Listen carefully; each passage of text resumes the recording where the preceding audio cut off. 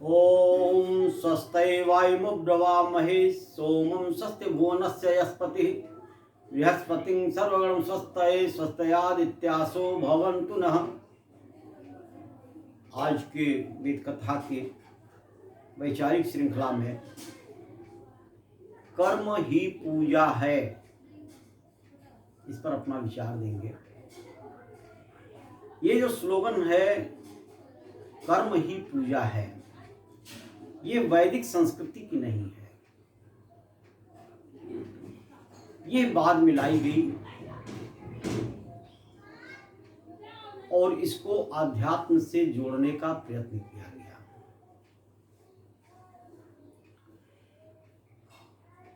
ये स्लोगन अंग्रेजियत की है।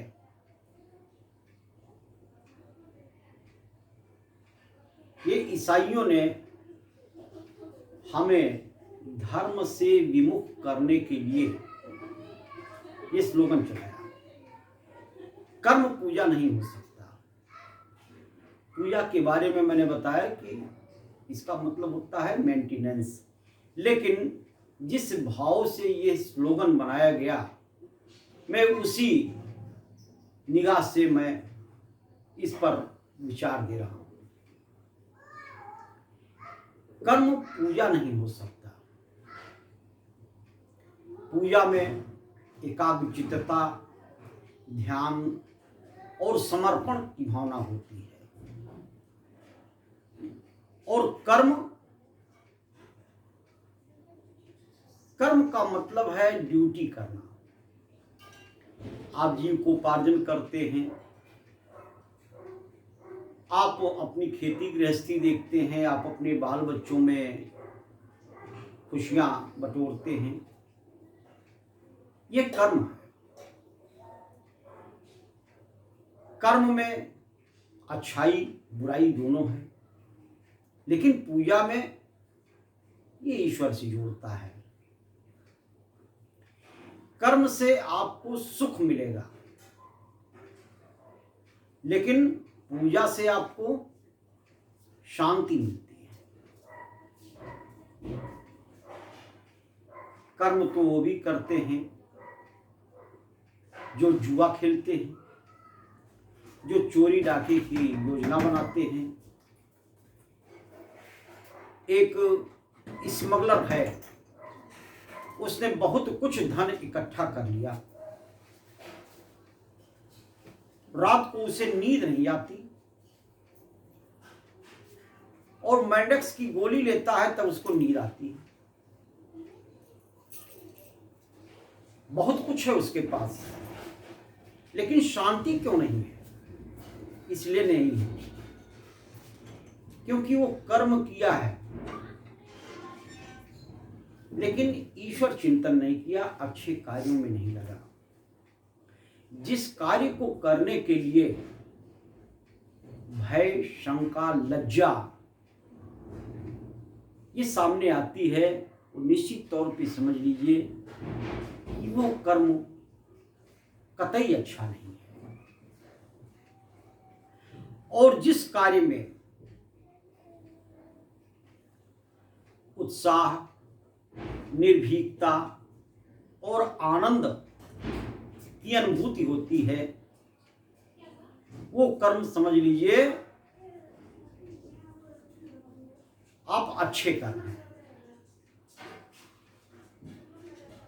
पूजा के समय आपको या ईश्वर चिंतन के समय, अच्छे कार्य के समय आपको जो है ये तीन चीजें अवश्य आती हैं: उत्साह, निर्भयता और आनंद। वो आनंद क्या है? वो ईश्वर का विषय है। भय, शंका, लज्जा, जब आप गलत कार्यों में प्रवृत्त होते हैं, आपकी आत्मा गवाही नहीं देती जिस कार्य को करने के लिए। लॉर्ड मैकाले ने हमारे देश की संस्कृति को बड़ा नुकसान पहुंचाया।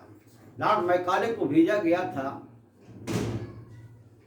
ब्रिटेन से इस भारत में डिवाइड एंड रूल लागू करने के लिए, लेकिन जब उसने देखा कि यहाँ भारत में तो बड़े आस्थावादी लोग हैं, तो उसने हमारे साहित्य में परिवर्तन किया। और जब ब्रिटेन गया वापस तो उससे पूछा गया क्या करने गए थे, क्या करके आए, तो उसने कहा मैं जो कुछ भी किया हूं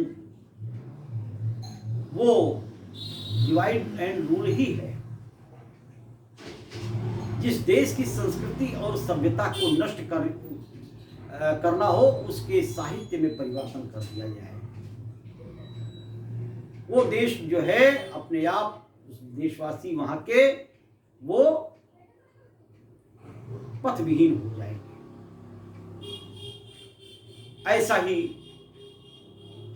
ऐसे ही भावना के साथ में कर्म ही पूजा है जैसे स्लोगन तैयार किए गए, उसको हमारे आध्यात्म से जोड़िए। कर्म से केवल तन सुख, मन सुख मिल सकता है, लेकिन आत्मिक सुख नहीं मिल सकता। आत्मिक सुख पाने के लिए हमें पूजा की तरफ आना होगा, ईश्वर चिंतन की तरफ आना होगा। तो इस तरह से कर्म ही पूजा है, ये हमारी संस्कृति, हमारे अध्यात्म के लिए एक छलावा मात्र है। हमें ऐसे स्लोगन का बहिष्कार करना चाहिए। इससे तो ईश्वर नास्तिकता की तरफ बढ़ता है। कहा जाए आओ चले भक्ति भाव भजन कराएं, कहते हैं दिन भर हमारे पास इतना काम है और पैसे की आवश्यकता है कि मैं वहां पर क्यों जाऊं। पैसा रहेगा तो मुझको सब कुछ लोग पूछेंगे, पैसा नहीं रहेगा कोई नहीं पूछेगा। लेकिन कर्म आपका अच्छा तभी होगा जब उस कर्म में धर्म का जुड़ाव होगा, नहीं तो वो कर्म हमेशा आपको बुरे रास्ते पर ले जाएगा। आज तो कहते हैं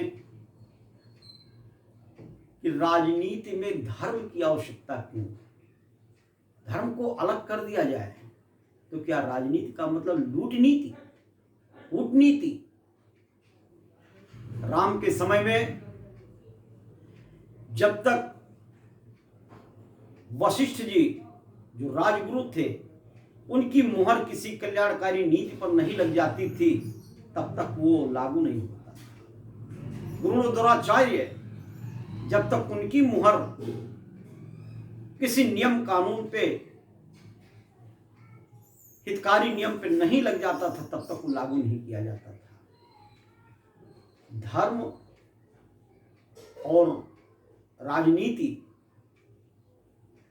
इसका एक परस्पर संबंध है, अटूट संबंध है। लेकिन आज जो कर्म ही पूजा है, इस स्लोगन को जो मानते हैं वो कहते हैं धर्म को राजनीति से जोड़ने की क्या आवश्यकता है। तो बंधु, कर्म तभी अच्छा होगा जब उसमें धर्म का जुड़ाव होगा। कर्म अपने जगह पर है, पूजा अपने जगह पर है। कर्म करेंगे आपको तन सुख मन सुख मिलेगा, लेकिन पूजा जब करेंगे, ईश्वर चिंतन में जाएंगे, तब आत्मिक सुख मिलेगा, आनंद का अनुभव होगा। इसी के साथ ही मैं अपनी वाणी को विराम देता हूँ। कर्म ही पूजा है, इस स्लोगन का आप बहिष्कार करें। यदि मेरा वीडियो अच्छा लगा हो तो लाइक करें, चैनल को सब्सक्राइब करें। इत्येवं।